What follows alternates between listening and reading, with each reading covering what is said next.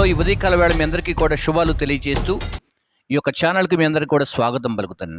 ప్రాముఖ్యంగా ఈ మధ్యకాల సమయంలో ఒక అద్భుతమైనటువంటి సాక్ష్యాన్ని నేను ఫేస్బుక్లో చూశాను.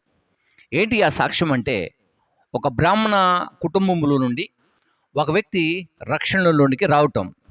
అతడు రక్షణలోనికి రావటం వలన చాలామంది ఆ కింద కామెంట్స్ ఏం చేస్తున్నారంటే, ఇది ఒక షార్ట్ ఫిల్మ్ అని, ఇది సత్యమైన సాక్ష్యం కాదని, అతడు డబ్బు కోసమో లేకుంటే దేని కొరకో ఇలా చేస్తున్నాడు అన్నట్లుగా చాలామంది కామెంట్స్ కింద చేస్తున్నటువంటి వారు లేకపోలేదు.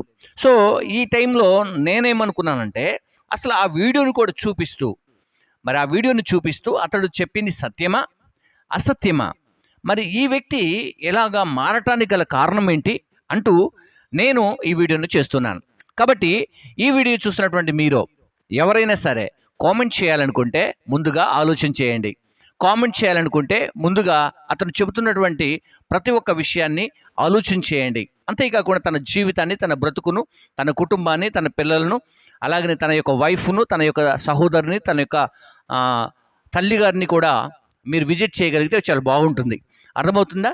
సో అతను చెబుతున్నటువంటి సాక్ష్యంలో ఒక విషయాన్ని నేను జ్ఞాపకం చేస్తున్నాను. అతడు అనారోగ్య స్థితిలో ఉన్నప్పుడు తన భార్య మరి తనతో కూడా లేకుండా, నా భర్త అనారోగ్యంగా ఉన్నాడు, తను ఇక కోలుకుంటాడో లేదో, చివరి లైన్లోకి వచ్చేసాడు, చనిపోతాడని చెబుతా ఉన్నారు కాబట్టి doctors, so I live it అని చెప్పేసి తన భర్తను ఆమె విడిచిపెట్టి వెళ్ళిపోయిందట. ఆ విడిచిపెట్టి వెళ్ళిపోయినప్పుడు అమెరికాలో చదువుతూ పిహెచ్డి చేస్తున్నటువంటి తన సహోదరిని మరి ఈ మాట విని, నా సహోదరుని నేను బ్రతికించుకోవాలని చెప్పేసి తను అమెరికా దేశాన్ని విడిచి ఇండియా రావడం జరిగింది అంటూ తను సాక్ష్యం చెబుతూ చాలా సంగతులు చెప్పాడు. అంతేకాకుండా కొంతమందిని నేను కలిశాను, కొంతమంది వ్యక్తులతో కూడా నేను పని చేశాను, 150 పుస్తకాలు కూడా రాయగలిగాను, నేను పలానా భక్తుడిని, పలానా వాడిని అని కూడా తను చెబుతున్నాడు. ఇక్కడ విషయం ఏంటంటే, తను మారటం కానీ, తను క్రీస్తులోనికి రావటం కానీ, తనకు స్వస్థపరచబడటం కానీ, అతడు ఏమి విడిచిపెట్టి వచ్చాడో మనకు అనవసరం. అతడు చెబుతున్నది సత్యమా కాదనేది మాత్రమే మనకి పాయింట్ ఆఫ్ వ్యూలో ఆలోచన చేయాలి. బట్ నేను ఒక్కొక్క పాయింట్ని అతను చెబుతున్నప్పుడు నేను వీడియో మీకు క్లారిటీగా అక్కడ చూపించలేను, కానీ ఇక్కడ నుండి ఆడియో వినిపిస్తూ మరి ఈ వీడియోని చేయాలని ఇష్టపడుతున్నాను. బట్ మీరు నాకు సహకరించండి. అంతేకాకుండా ఇక్కడ పాయింట్ టు పాయింట్ మాట్లాడుకుందాం. మనం కొద్ది నిమిషాలు మాట్లాడుకుంటూ ఏం చేద్దామంటే, ఇది సత్యమా అసత్యమా తేల్చేద్దాం. అర్థమవుతుందా? సో వీలుగా ఉంటే మనం అతని నెంబర్ కూడా ఇక్కడ స్క్రోల్ అవుతుంది, అతని పేరు కూడా మార్చుకున్నాడేమో బహుశా, చూద్దాం ఒకసారి. నేను ఆ విషయాన్ని కూడా మీకు క్లుప్తంగా తెలియచేయడానికి ప్రయత్నం చేస్తాను. ఈ సమయంలో మరి మీరందరూ కూడా చక్కగా వినండి దయచేసి. ఎవరైనా సరే మీరు అర్థం చేసుకోవడానికి ప్రయత్నించండి, ఆలోచన చేసుకోవడానికి ప్రయత్నం చేయండి తప్ప ఆటోమేటిక్గా తోచింది వెంటనే కామెంట్ చేయకండి ప్లీజ్. రిక్వెస్ట్ అన్నమాట, అంతే. అర్థమవుతుంది కదా?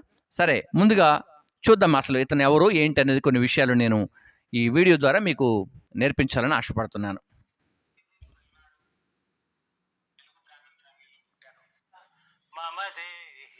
కరావలంబం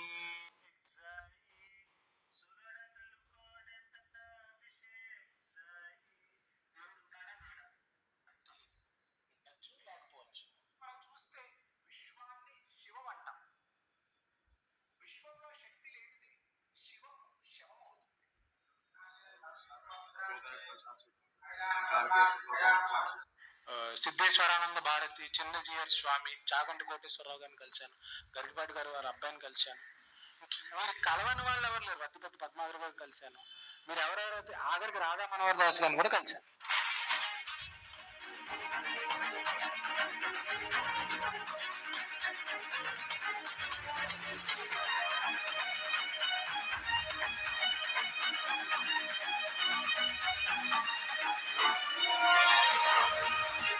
అన్ని మతాలు ఒకే మెసేజ్లు ఇస్తున్నాయి. అంటే ఒక శాంతి సందేశం అనేది మాకు చిన్నప్పటి నుంచే ఎంకరేజ్ చేశారు.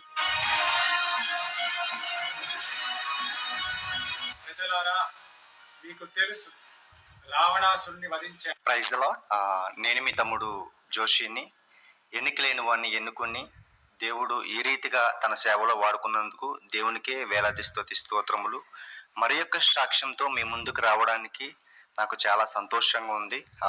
ఒక బ్రాహ్మణ కుటుంబంలో పుట్టి ఇప్పుడు అద్భుత రీతిగా తను ఏ రీతిగా వాడబడుతున్నారో, మరియు 32 సంవత్సరాల వయసులోనే 152 పుస్తకాలు రాయడం, ఇది చాలా మిరాకిల్.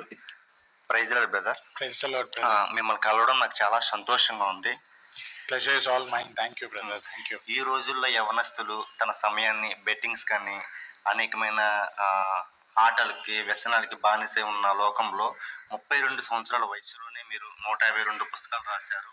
దీనికి నేను చాలా సంతోషపడుతున్నాను. దానికంటే ముందు మీరు బ్రాహ్మణ కుటుంబంలో పుట్టిన మీరు యేసుక్రీస్తు ప్రభుని ఎలా సొంత రక్షకునిగా అంగీకరించారో మీ యొక్క సాక్ష్యాన్ని, మీ ఫ్యామిలీ గురించి క్లుప్తంగా చెప్పమని కోరుచున్నాను. తప్పకుండా. In the name of God the Father, God the Son, and God the Holy Spirit. Let Holy Spirit permeate here and let my words enlighten you. నా పేరు డాక్టర్ చల్లా కృష్ణవీర్ అభిషేక్. నేను ఒక వైదికి వెళ్ళినాడు తెలుగు బ్రాహ్మణ్ ఫ్యామిలీలో పుట్టాను.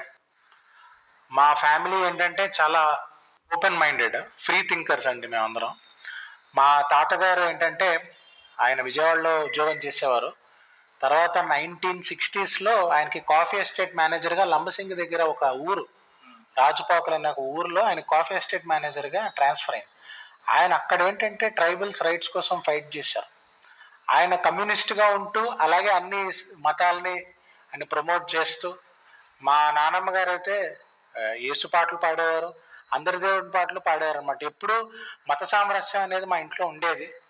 ఎప్పుడు కల్మషం లేకుండా అన్నిటిని ఆరాధించుకుంటూ ఉండేవారు. అంటే మా ఫ్యామిలీలో మీకు ఎలాగంటే ఎప్పుడు అందరూ ఆల్ ఆర్ ఈక్వల్, అందరూ సమానం, దేవుడి ముందు అందరూ సమానం, మనం గొప్ప ఒకరు తక్కువ అనేది లేదు. ఎప్పుడైతే ఎవరైతే వీకర్ సెక్షన్స్ ఉన్నారో, మార్జినలైజ్ సెక్షన్స్ ఉన్నారో వాళ్ళని అప్లిఫ్ట్ చేయాలని మా ఫ్యామిలీలో ఎన్నో జనరేషన్స్ కృషిస్తున్నాయి. నిజంగా ఇప్పుడు మనము లింగాయతుల గురించి చూసుకుంటే బసవన్న మన వాళ్ళ గురువు బసవన్న, ఆయన కూడా ఒక బ్రాహ్మణ ఫ్యామిలీకి పుట్టారు. ఆయన ఏంటంటే వివక్షను చూసి, వివక్షని ఎదిరించి ఆయన అందరూ సమానులే, దేవుడి ముందు అందరూ సమానులే అని. ఓకే, వింటున్నారు కదా, తన జీవిత సాక్ష్యం చెబుతున్నాడు. తన జీవితంలో ఏం జరుగుతుంది కొంచెం ముందుకు వెళ్దాం మనం.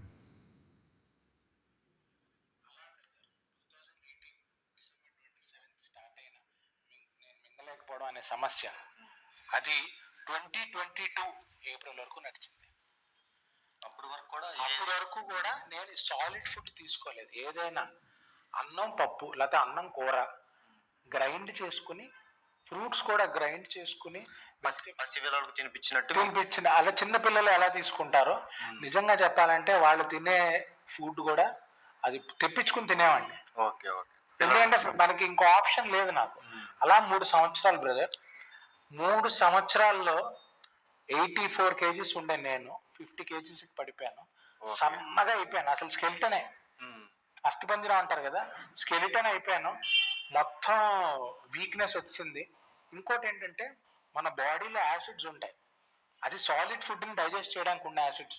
నేను లిక్విడ్ ఇవ్వడం వల్ల అది యాసిడ్స్ ఏమంటే ఇక్కడ ఈసోఫేగల్ స్ఫింక్టర్ ఉంటుంది, దాన్ని బ్రేక్ చేసి బయటకు వచ్చేయడం మొదలెట్టే.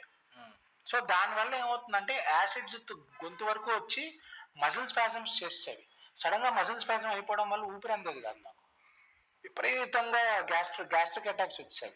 గ్యాస్ పొట్టలో ఉన్న గ్యాస్ చెస్ట్లో పట్టేసి పాల్పిటేషన్స్ 170-180కి వెళ్ళిపోయింది బ్రదర్. ఊపిరి ఆడేది కాదు, పాల్పిటేషన్స్. తర్వాత వీక్ అయిపోయాను, మజిల్ వీక్నెస్ వచ్చింది, స్పాండిలైటిస్ వచ్చింది. ఇంకా జీవితం మీద ఆశ పోయే టైంలో, అంటే 2019 స్టార్టింగ్లో, అంటే అప్పటికి 1 month అయింది, స్టార్టింగ్లోనే ఆశ పోయే టైంలోనే నాకు ఒక ఆయన, మా నాన్న ఎప్పుడు జనరల్గా వెళ్ళరు ఆస్ట్రాలజర్ దగ్గరికి, ఒక ఆస్ట్రాలజర్ దగ్గరికి వెళ్ళి చూపిస్తే ఏదో చెప్పారు, ఆయన ఏదో పరిహారాలు అన్నారు, చేయించాము. తర్వాత గుళ్ళకి వెళ్ళడం స్టార్ట్ చేశాను. అట్లా వెళ్తూనే ఉన్నాను, చేస్తూనే ఉన్నాను. పరిహారాలు, హోమాలు, యజ్ఞాలు అన్నీ చేస్తున్నాను. ఎందుకంటే మరి నేను పుట్టిన ధర్మం కాబట్టి, నేను పుట్టిన మతం కాబట్టి, అదే దాని నుంచే నేను రెమెడీస్ అనేది వెతుక్కుంటాను కాబట్టి. బట్ అలోపతి ట్రై చేశాను, హోమియోపతి ట్రై చేశాను, న్యాచురోపతి, ఆయుర్వేద, ఏమీ పనిచేయలేదు. అలా వీక్ అయిపోతూనే ఉన్నా. లిక్విడ్స్ మీద బతుకున్నా, లిక్విడ్, సెమీ సాలిడ్. ఎలా బతుకున్నానో కూడా నాకు తెలియదు, ఎందుకు నన్ను ఇంకా దేవుడు బతుకిచ్చాడో కూడా నాకు తెలియదు. అస్థిపంజరం అయిపోయారు. కంప్లీట్ ఇంకా మీరు స్కెల్టనే. ఎలా అంటే నాకు మీకు ఎలా చెప్పాలంటే 2015లో నాకు పెళ్ళైంది బ్రదర్. 2018లో నాకు హెల్త్ ప్రాబ్లం డయాగ్నోస్ అయ్యాక 2019 ఫిబ్రవరిలో ఆ అమ్మాయి నన్ను వదిలేసి వెళ్ళిపోయింది. ఈ హెల్త్ ప్రాబ్లం ఉంది పరిస్థితి చూసి వెళ్ళిపోయింది. వీడు నాకు వద్దురా బాబు అని వెళ్ళిపోయింది. నాకు దాన్ని ఏమంటారంటే ఇంకా దాన్ని ఎలాగా. ఓకే, అర్థమవుతుంది కదా.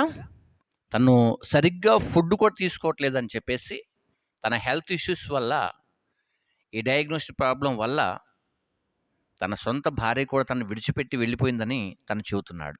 ఓకేనా? సో నెక్స్ట్ మనం చూద్దాం. ఆ టైంలో హెల్త్ బాగాలేదు, సపోర్ట్ చేయాల్సింది మానేసి తను వెళ్ళిపోయింది. అదే టైంలో మా చెల్లి అమెరికాలో ఉండేది. అమెరికాలో పిహెచ్డి చేస్తూ ఉండేది, యూనివర్సిటీ ఆఫ్ లూయివిల్లో, కెంటకీ స్టేట్ అమెరికాలో. మా చెల్లి తన పిహెచ్డి మానేసి నా కోసం వచ్చి నన్ను చూసుకుని ఆన్లైన్లో పిహెచ్డి చేసే అవకాశం వచ్చింది. ఎందుకంటే 2019 ఎండింగ్ 2020లోనే మనకి కోవిడ్ వచ్చింది. సో కోవిడ్ రావడం వల్ల ఆన్లైన్లో చేసుకునే అవకాశం ఇచ్చారు. కొంతకాలం ఆన్లైన్లో చేసి బ్రేక్ తీసుకుంది మా చెల్లి. నాకు పూర్తిగా నయం అయ్యేంత వరకు మా చెల్లి వెళ్ళనని పట్టుకుని కూర్చుంది. మా అమ్మ, మా నాన్న, మా చెల్లి నా కోసం నించున్నారు. నిజంగా అంటే మా అమ్మ, నాన్న, మా చెల్లికి నేను ఎప్పుడు జీవితాంతం రుణపడి ఉంటా. అట్ ద సేమ్ టైం ఒక హోప్, దేవుడు ఉన్నాడు నాతో పాటు, నన్ను ఇంతకాలం బతికిస్తున్నాడంటే ఏదో ఉంది అనేది ఒక ఆశ, ఒక హోప్, ఒక ఫెయిత్ అనేది నన్ను అలా పట్టుకునింది బ్రదర్. అంతే. ఇంకా అక్కడి నుంచి 2021 మే 11th 2021 కోవిడ్ ఫస్ట్ వేవ్లో నాకు ఎఫెక్ట్ అవ్వలేదు బ్రదర్. బట్ వీక్గానే ఉన్నాను, ఫుడ్ లిక్విడ్స్లోనే తీసుకుంటున్నాను, అలా వెళ్ళిపోతుంది. బట్ కోవిడ్ సెకండ్ వేవ్ టైంలో నాకు కోవిడ్ వచ్చింది. ఇమ్యూనిటీ ఆల్రెడీ పోయింది, ఇంకా దాని మీద కోవిడ్. మీకు తెలుసుగా కోవిడ్ సెకండ్ వేవ్ టైంలో ఎంతోమంది చనిపోయారు. సో ఆ టైంలో నాకు చాలా గట్టిగా ఎఫెక్ట్ అయింది. బెడ్ నుంచి లేవలేకపోయేవాడిని. లేస్తే హార్ట్ రేట్ పెరిగిపోయేది, ఊపిరి అందేది కాదు, చాలా ఇబ్బంది పడేవాడిని. హాస్పిటల్లో మాకు అడ్మిట్ చేద్దాం అని మా అమ్మగారు చెప్తే, హాస్పిటల్లో అడ్మిట్ అయిన వాళ్ళు ఎవరు వెనక్కి రావట్లేదు, హాస్పిటల్లో అడ్మిట్ చేద్దాం, మా అబ్బాయిని ఇంట్లోనే ఉంచుతామని ఆక్సిజన్ సిలిండర్ కొని 10 మందిని బతిమాలి ఎక్కడో అక్కడి నుంచి తెప్పించి, నెబులైజర్ తెప్పించి, ఎలాగైనా నన్ను బతికించడానికి మా అమ్మ, నాన్న, మా చెల్లి చెయ్యని పని లేదు. నేను అలా బెడ్ రిడన్ అయిపోయి ఉన్నాను. లేస్తే అంటే అసలు లేవలేని పరిస్థితి. లేవడానికి ట్రై చేస్తూ ఊపిరి అందేది కాదు, హార్ట్ రేట్ పెరిగిపోయేది, ఇబ్బంది అయిపోయేది.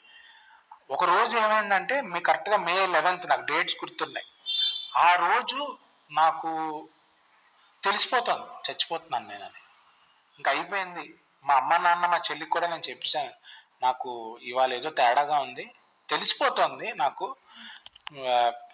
నేను నిజంగా మీ ముగ్గురికి ఎంత ధన్యవాదాలు చెప్పుకున్నా తక్కువే. నాకు చాలా హెల్ప్ చేశారు. నా కోసం మీరు ఉన్నారు, నా కోసం మీరు సెల్ఫ్లెస్గా ఉన్నారు. థ్యాంక్ యూ అని చెప్పాను. మా అమ్మ, నాన్న, చెల్లి కాదు, అలా కాదు, నీకేం అవ్వదు, నువ్వు ఎందుకు అలా అంటున్నావు, ఎందుకు అలా డిప్రెస్ అయిపోతావు, మేము ఉన్నాం. కానీ తెలుసు నాకు, వాళ్ళు పాపం నేను లేనప్పుడు వాళ్ళు ఎప్పుడు ఏడుస్తూనే ఉన్నారు, ఏంటి మా వాడి జీవితం, మా అబ్బాయి జీవితం ఇలా అయిపోయింది, మా అన్నయ్య జీవితం ఇలా అయిపోయిందని. సో ఆ రోజు కరెక్ట్గా మధ్యాహ్నం టైంలో లిక్విడ్ మా అమ్మ కర్డ్ రైస్ని గ్రైండ్ చేసి నాకు ఇస్తే అది తీసుకుని నేను నా రూమ్కి వెళ్ళి కూర్చున్నప్పుడు సడన్గా గాబరా వచ్చింది, విపరీతమైన గాబరా. అంటే అది తట్టుకోలేనంత ప్యానిక్ అనమాట. సో ఆ ప్యానిక్ వల్ల యాంగ్జైటీ వచ్చింది, సివియర్ యాంగ్జైటీ వచ్చింది, గాబరా వచ్చింది. ఇంకా చచ్చిపోతాను, అయిపోయింది నా పరిస్థితి, అయిపోయింది. ప్లీజ్ గాడ్, నన్ను కాపాడండి దేవుడా, ప్లీజ్ అలా అంటూనే ఉన్నాను. ఎంతసేపు అన్నానో నాకు తెలియదు, కానీ ఒక అరగంట సేపు మాత్రం అలా అంటూనే ఉన్నాను. ఏ దేవుడు అంటున్నారో కూడా తెలియదు. జస్ట్ దేవుడా కాపాడు దేవుడా. నేను పలానా ఒక దేవుడు అంటూ నేను పెట్టుకోలేదు. అంటే నాకు ఏ దేవుడు అని ఆ టైంలో ఏ దేవుడు గుర్తు రాలేదు, దేవుడా అనే పదం తప్ప ఇంకేం గుర్తు రాలే. దేవుడా అంటూ నిద్రలోకి జారిపోయాను. తెలియలే నాకు, నిద్రలోకి జారిపోయినట్టు కూడా తెలియదు. అది నిద్రలోకి జారిపోయినా కళ్ళు తిరిగి పడిపోయినా కూడా తెలియదు. సో నిద్రలోకి జారిపోయాను. ఆ నిద్రలోకి జారిపోయినప్పుడు నాకు ఒక కళ వచ్చింది. అది నేను కలను విజన్ అంటాను, ఎందుకంటే ఆ విజన్ నన్ను కాపాడింది. ఆ విజన్ నా లైఫ్లో ఒక మిషన్ అయింది, నా జీవితానికి దిశానిర్దేశం చేసింది అన్నమాట. ఆ విజన్ ఏమిటంటే, నేను ఒక శునక రూపంలో ఉన్నాను కలలో. ఒక శునక రూపంలో ఉండి అలా ముడుచుకుని ఉన్నాను. నేను నన్ను చూసుకుంటే నేను డాగ్లో ఉన్నాను, చూసుకోవడానికి శునక రూపంలో ఉన్నాను. సో ముడుచుకుని ఉన్నాను ఇలాగా. ఒక లైట్ వస్తుంది నా వైపు, ఒక వెలుగులా వస్తుంది. ఆ వెలుగు అలా నా దగ్గరికి వచ్చేసరికి ఒక ఆకారంలా కనపడింది. మనం ఎప్పుడు యేసు ప్రభు వారి ఐకానోగ్రఫీ ఎలా చూస్తామో అదే కరెక్ట్గా నాకు రిజంబుల్ అయింది. యేసు ప్రభు వారు నా వైపు వస్తున్నట్టుగా, ఒక లైట్ యేసు ప్రభు వారి రూపంలో నా వైపు వస్తున్నట్టుగా అనిపించి, నేను శునక రూపంలో ఉన్నాను. నన్ను వచ్చి నిమిరారు, అలా తల నిమిరారు.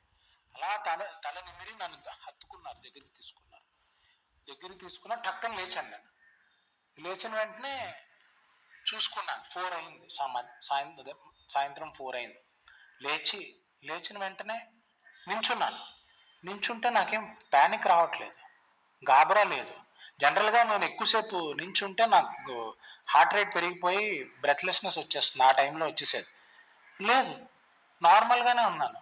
వీక్నెస్ అయితే ఉంది, బట్ నార్మల్గా ఉన్నాను. నేను కిందకి నడుచుకుంటూ మెట్లు దిగి కిందకి నడుచుకుంటూ వెళ్ళిపోయాను. జనరల్గా నన్ను రూమ్ ఫస్ట్ ఫ్లోర్లో ఉంది, మెట్లు ఎక్కిస్తారు మా అమ్మ నాన్న మా చెల్లి. నేనే మెట్లు దిక్కుంటూ వచ్చాను. ఎలా వచ్చారా అని అడిగారు. దిక్కుంటూ వచ్చేసి నాకేంటో హెల్దీగా ఉంది, నార్మల్గా అయిపోయినట్టుగా అనిపిస్తుంది అని అన్నాను. అదేంట్రా హెల్దీగా ఉండి నేను నార్మల్గా అయిపోయినట్టు అనిపించడం అంటే ఏమైందంటే, ఏమో తెలియదు, నాకు అలా అనిపిస్తుంది అన్నాను. మా అమ్మ నాన్న వాళ్ళు కొంచెం ఎస్, స్తోత్రం కలుగును గాక. విన్నారు కదా, అలాగున తను స్వస్థపరచబడటం జరిగింది. సో దేవుడు అలాగున తనను బాగు చేశాడు. ఇప్పుడు ఒకవేళ మీకు కానీ ఏమైనా డౌట్స్ ఉంటే నేను ఒక నెంబర్ ఇస్తాను కింద మీకు. ఒకవేళ మీరు ఎవరైనా కాల్ చేయాలనుకుంటే అతను కూడా అక్కడ ఒక నెంబర్ పెట్టారు, అభిషేక్ తనదే నెంబర్ పెట్టారు. నేను కూడా మీకు వీలుగా ఉంటే ఆ నెంబర్ని ఇక్కడ స్క్రోలింగ్లో వేస్తాను. ఒకవేళ మీకు ఏమైనా డౌట్ ఉంటే ఫోన్ చేసి తెలుసుకోవచ్చు కదా. ఇప్పుడు మనం అబద్ధాన్ని అంటే సత్యాన్ని ఎప్పుడు కూడా మూట కట్టలేమండి. అబద్ధాన్ని దాచిపెట్టిన కొన్ని రోజులే, సత్యాన్ని ఎప్పుడు దాచిపెట్టలేం. సత్యం ఎప్పటికి కూడా సత్యమే. యేసుక్రీస్తు వారు కూడా కొంతమందిని బాగు చేశాడు. బాగు చేసినప్పుడు ఈ విషయాన్ని ఎవరికి చెప్పొద్దని చెప్పాడు. ఎందుకు చెప్పొద్దు అన్నాడంటే అదంతే, ఇంకా చెప్పొద్దు అన్నాడు. కానీ వాళ్ళు చెప్పకుండా ఊరుకుంటారా ఏంటి? అలాగనే దేవుని ప్రజలారా, కొన్ని సాక్ష్యాలు అనేటి దేవుడు అద్భుతంగా ఆశ్చర్యకరంగా వారి జీవితాలను మార్చి వారి బ్రతుకులను మారుస్తూ ఇలాగున బ్రతికిస్తూ ప్రజల మధ్యలోకి పంపిస్తూ ఉంటాడు. ఇక వాటిని చూసినటువంటి కొంతమంది ఇక ఉంటారు కదా కొంతమంది. సో వాళ్ళు మాత్రం ఎలా ఉంటారంటే, ఏం తెలియదు, ఏం అర్థం కాదు, ఏం చూడరు, ఏం చెప్పరు, ఏం తెలుసుకోవడానికి కూడా ప్రయత్నం చేయరు. ఆటోమేటిక్గా ఫ్రీ కదా, ఫ్రీగా దొరికింది కదా మనకేదైనా. సో ఆ ఫ్రీలో ఏం చేస్తారంటే కామెంట్ పెట్టేసి అనేకంగా విపరీతంగా క్రైస్తవం మీద దుమ్మెత్తి పోస్తూనే ఉంటారు. ఇంకా వాళ్ళ పనేం కదనమాట. కాబట్టి ఈ సమయంలో దయచేసి గమనించండి, అర్థం చేసుకోండి. సహోదరుడి లాగున స్వస్థపరచబడ్డాడు. కులం ఏంటండి? కులం ఏ కులం అయితేనండి, ఏ మతం అయితేనండి, ఏ జాతి అయితేనేమి, ఎక్కడే వాళ్ళైతేనేమి, ఏ దేశస్తులు అయితేనేమి, తెల్లవాళ్ళు అయితే, నల్లవాళ్ళు అయితే, అమెరికా అయితే, ఇంగ్లాండ్ అయితే, ఆస్ట్రేలియా అయితే, ఐరోపా అయితేనేమి, ఏ ఖండం అయితే, ఏ భూభాగం అయితేనండి, ఎక్కడ ఉన్నప్పటికీ కూడా మనుషులే. అందరిని దేవుడు మట్టితోటి చేశాడు. అందరికీ ఒకటే ప్రాణాన్ని పెట్టాడు. అందరికీ ఒకటే డెత్ను కన్ఫర్మ్ చేశాడు. ఒకటే తల్లి గర్భాన్ని కన్ఫర్మ్ చేశాడు. ఈ భూమి మీద బ్రతకాలంటే తిండి గింజలతో బ్రతకాలి. ఇక్కడ చనిపోవాలంటే ఒక దినాన్ని చనిపోతావు, తీసుకువెళ్ళి మట్టిలో పెట్టేస్తారు. ఇది అందరికీ కూడా కన్ఫర్మ్, అందరికీ కూడా సమానం. అందరికీ కూడా మనందరికీ జీవితంలో బ్రతుకుతున్న ప్రతి ఒక్కరికి కూడా సమానంగా దేవుడు చేశాడు. ఓకేనా? నీ రూపంగా నీ యొక్క యాక్టివిటీస్ అన్నీ కూడా సేమ్ ఉంటాయి. కాబట్టి ఈ సమయంలో తనను బాగుపడటం కొంతమందికి ఇష్టం లేదా? కొంతమంది అతను ఆ సాక్ష్యం చెబుతుంటే కొంతమందికి ఇష్టం లేదా?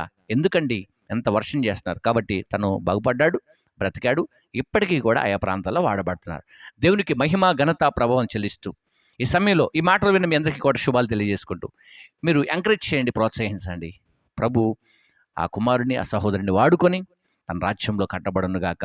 ఆ ఇంటర్వ్యూ చేసినటువంటి సహోదరుడికి కూడా నా శుభాలు తెలియజేస్తూ ఈ నా మాట గాడ్ బ్లెస్ యు. అందరికీ కూడా శుభాలు, శుభదినాలు కలుగజేయాలని దేవదేవుని కోరుకుంటూ మీరందరూ కూడా క్షేమంగా ఉండాలని కోరుకుంటాను. మీరందరూ